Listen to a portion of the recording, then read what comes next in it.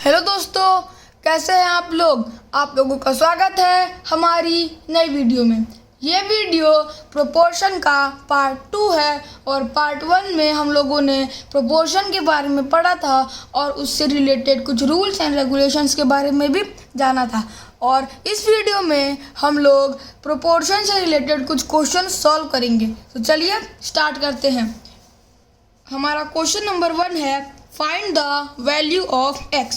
अब यहाँ पे हमें एक प्रोपोर्शन दिया गया है जिसमें हमें x की वैल्यू पता नहीं है। हमें ये नहीं पता है कि यहाँ पे जो x है वो क्या है।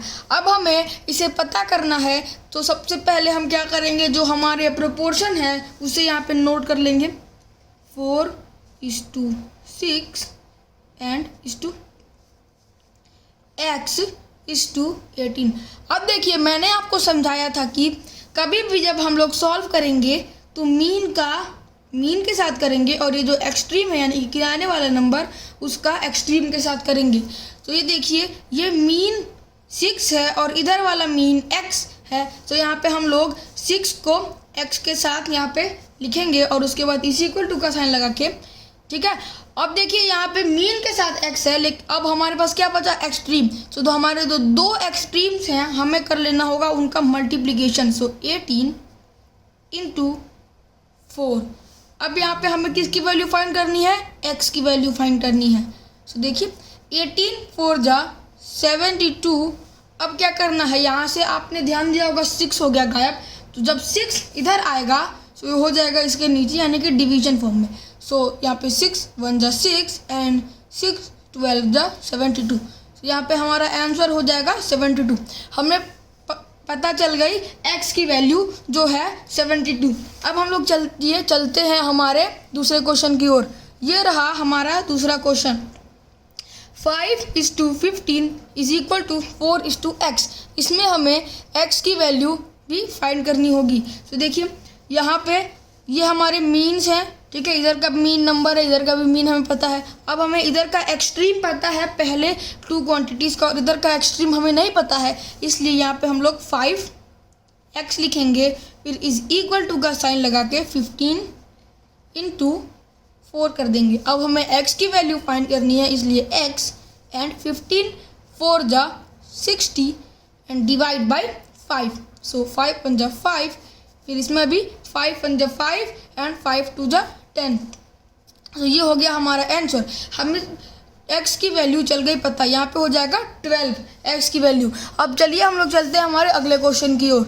ये देखिए, हमारा अगला क्वेश्चन कुछ इस प्रकार है। ये रहा हमारा अगला क्वेश्चन।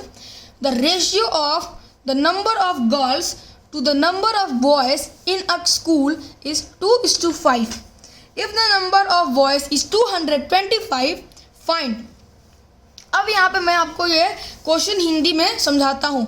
देखिए, एक स्कूल में लड़की और लड़कों के बीच का रेशियो है, नंबर्स मतलब लड़कियों की संख्या और लड़कों की संख्या के बीच का रेशियो है 2:5। If the number of boys, हमें यहाँ पे लड़कों की संख्या पता है जो है 225 225। अब हमें पता करना है, तो इससे रिलेटेड यहाँ पे क्वेश्चन है। देखिए, the number of girls in the school, ठीक है। द नंबर ऑफ गर्ल्स, हमें गर्ल्स की संख्या पता करनी है। सो ये क्वेश्चन भी हमारे पहले वाले क्वेश्चन से ही रिलेटेड है। अब देखिए, इससे पहले हम लोगों को प्रोपोर्शनल फॉर्म में पहले लिखना होगा। तो सही देखिए, प्रोपोर्शनल फॉर्म 2:5। अब यहाँ पे ध्यान देना होगा कि देखिए 2:5 है। अब देखिए, पहले गर्ल्स की यहाँ पे दिया गया है संख्या रेशनल फॉर्म में 2 एंड फिर बॉयज़ की। अब देखिए, यहाँ पे ये जो बॉयज़ की संख्या है 225, ये हो गई इक्विवेलेंट रेशियो, यानी कि ये भी हो गया प्रोपोर्शन में। सो देखिए, पहले गर्ल्स का हमें बॉयज़ का दिया है लेकिन गर्ल्स का हमें पता नहीं है, इसलिए x:225 ये हो गए रेशियोज हमारे प्रोपोर्शन में। अब ये क्वेश्चन हो गया इसी क्वेश्चन के सेम। अब देखिए, इसे भी नॉर्मली हम लोग सॉल्व करेंगे। ये देखिए, मीन के साथ x, so 5x is equal to 2 × 225। So 2 × 225। So हम लोग यहाँ पे 2 × 225 करेंगे। सो हो जाएगा यहाँ पे 5 2 जा 10 एंड 2 2 जा 4 5 एंड 2 2 जा 4। यहाँ पे आ जाएगा हमारा आंसर 450। अब हमें x की वैल्यू फाइंड करनी है। So x is equal to, ठीक है, 2 into 225 is equal to 450। So 450 divide by 5। So 5 1 जा 5, 5 9 जा 45 एंड 0। यहाँ पे हमें गर्ल्स की वैल्यू चल गई पता, मतलब गर्ल्स की संख्या हो गई यहाँ पे 90 गर्ल्स, ठीक है, 90 गर्ल्स हो गई हमारी स्कूल में। अब चलिए हम लोग चलते हैं हमारे अगले क्वेश्चन की ओर। तो दोस्तों ये रहा हमारा अगला question, which of the following numbers are in continued proportion. अब हमें यहाँ पे चेक करना है कि ये तीनों नंबर्स कॉन्टिन्यूड प्रोपोर्शन में हैं कि नहीं। अब मैं आपको बताता हूँ, पहले इसे सॉल्व करने से पहले हमें इन्हें प्रोपोर्शनल एक्सप्रेशन में लिखना होगा। तो देखिए 3:6 एज 15:x। अब हमें तो सब कुछ पता है, लेकिन x क्या है।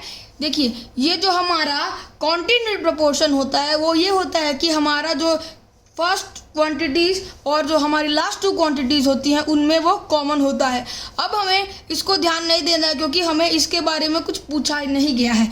अब हमें जब चेक करना होगा कि ये दोनों नंबर कॉन्टिन्यूड प्रोपोर्शन है कि नहीं, तो हमें क्या करना होगा, जो हमारी फर्स्ट क्वांटिटी में हमारा जो कॉमन नंबर होगा उसे हमको करना होगा इग्नोर, या फिर ऐसा सोचना होगा कि हमें ये नंबर पता ही नहीं है। और उसके बाद हमें क्या करना होगा कि देखिए हमें ये नंबर तो पता ही नहीं है, 6 पता नहीं है।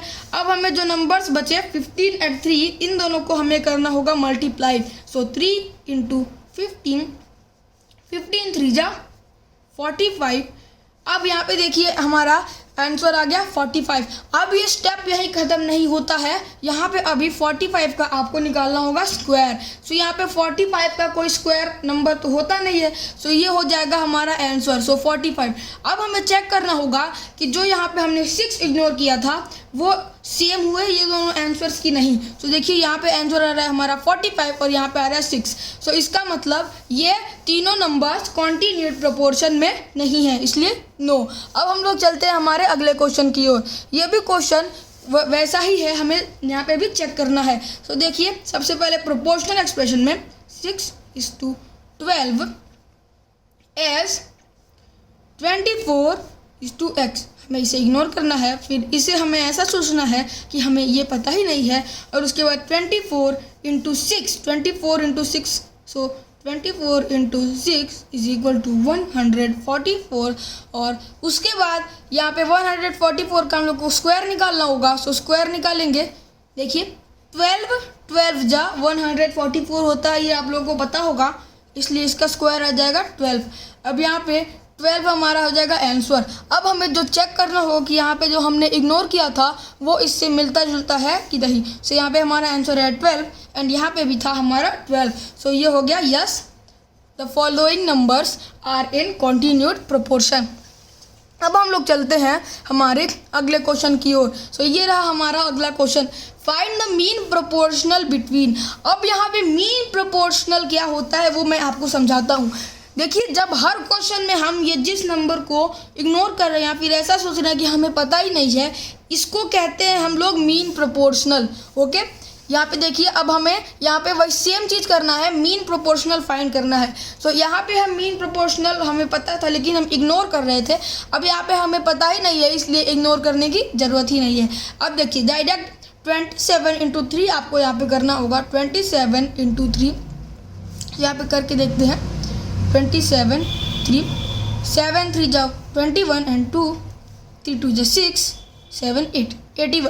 सो 27 इंटू 3 हो गया हमारा 81। अब हमें निकालना होगा 81 का स्क्वायर। सो 9 9 जा 81, ये आप सबको पता होगा। सो यहाँ पे हमारा आंसर आ जाएगा 9। अब हमारा जो मीन प्रोपोर्शनल है वो हो जाएगा यहाँ पे 9। ये काफ़ी इजी है, ये सब एक दूसरे के रिलेशन में क्वेश्चंस आ रहे हैं।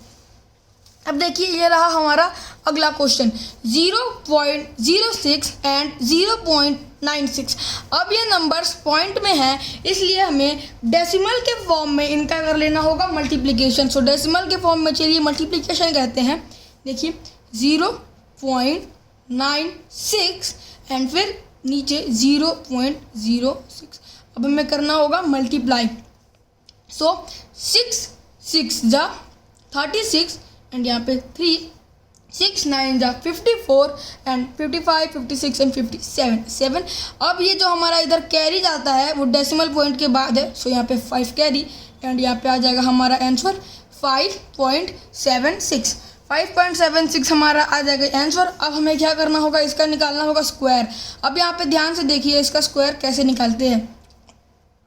5.76 इसका निकालना है स्क्वायर। अब जब हमें लंबे नंबर्स दिए होते हैं, हमें उनका स्क्वायर निकालना होता है, तो सबसे पहले हमें उनका पेयर बनाना होता है। तो देखिए यहाँ पे 3 नंबर हैं और हमें 2 का पेयर बनाना है, इसलिए हम पहले नंबर को सिंगल पेयर में रखेंगे और जो हमारे लास्ट 2 नंबर्स हैं उनका पेयर बना देंगे। अब देखिए हमें कोई ऐसा नंबर ढूंढना होगा जिसका स्क्वायर इससे मिलता जुलता हो या फिर इसके आसपास आता हो। तो 2 का 2 जा 4 एंड यहाँ पे आ जाएगा 1। अब हम यहाँ पे एक नंबर को नहीं उतारते हैं, हम अगर ये देखिए पेयर है इसलिए हम दोनों नंबर को एक साथ उतारेंगे। अब उसके बाद क्या करेंगे, देखिए 2 जा 4 सा, तो यहाँ पे भी हम लोग 2 उतारेंगे और इन दोनों को कर लेंगे हम लोग प्लस, तो 2 + 2 4। अब यहाँ पे हमें एक ऐसा नंबर लाना होगा जो, मान लीजिए मैं आपको एग्जाम्पल ही देके समझा देता हूँ। मान लीजिए हम यहाँ पे 41 हमने लाया, तो 41 1 जा में ही ये नंबर आ जाना चाहिए। तो ऐसे ही आपको सर्च करना होगा। सो 44 4 जा हम लोग चेक करते हैं, ठीक है। 44 4 जा 16 एंड 4 जा 16 + 17 1, ओके 176। तो 44 4 जा 176, 44 4 जा 176। अब ये हमारा आंसर अभी यहाँ पे नहीं आया। यहाँ पे देखिए हमारे जो यहाँ पे जो नंबर था इसमें 2 नंबर्स के बाद हमारा डेसिमल पॉइंट लगा था, तो हमारे आंसर में भी 2 नंबर्स के बाद डेसिमल पॉइंट लगेगा। अब ये कैसे, 0.24 तो नहीं होगा, इसे हम लोग अच्छे से डेसिमल फॉर्म में करेक्ट वे में लिखेंगे। सो यहाँ पे हो जाएगा 0.24, ये हो जाएगा हमारा आंसर, यानी कि मीन प्रोपोर्शनल। चलिए हम लोग चलते हैं हमारे अगले क्वेश्चन की ओर।